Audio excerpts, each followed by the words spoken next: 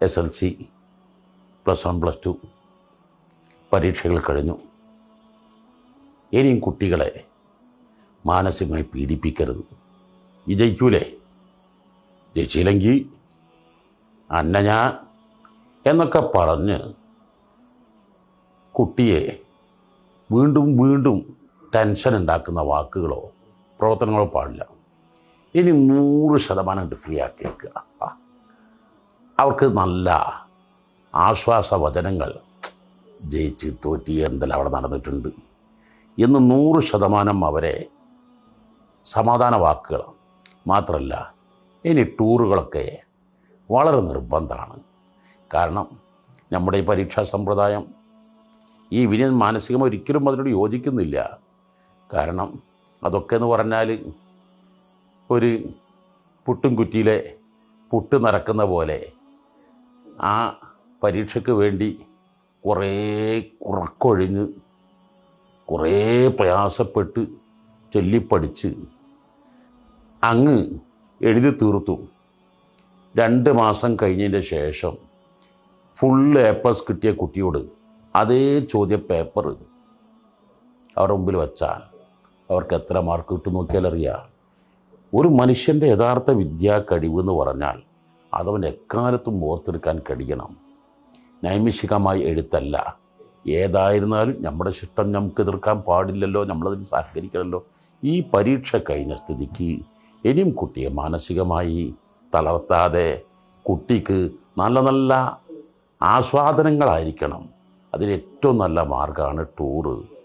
പരിശുദ്ധമായ ഖുർആനിൽ 14 സ്ഥലങ്ങളിൽ ടൂറിനെക്കുറിച്ച് അല്ലാഹു തആല പറയുന്നുണ്ട്. ടൂറുകൾ എപ്പോഴും ശ്രദ്ധിക്കേണ്ടതാണ്.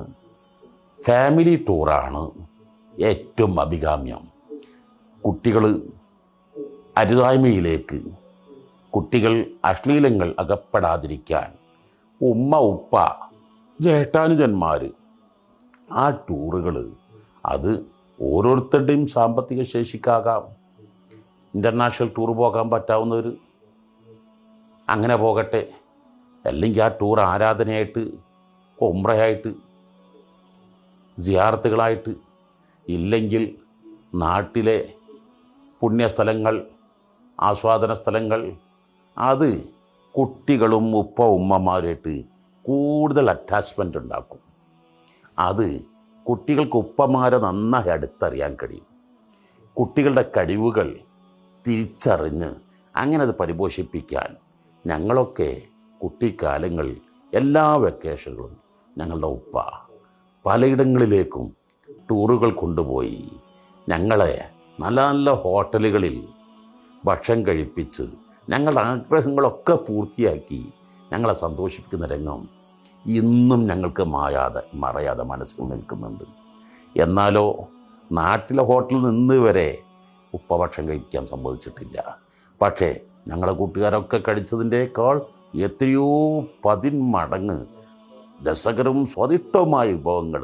അതിനൊക്കെ ഞങ്ങൾക്ക് എന്തെങ്കിലുമൊക്കെ പോയിൻ്റുകൾ ഞങ്ങൾക്ക് ഇത്ര പഠിക്കണം, ഇത്ര ചെയ്യണം.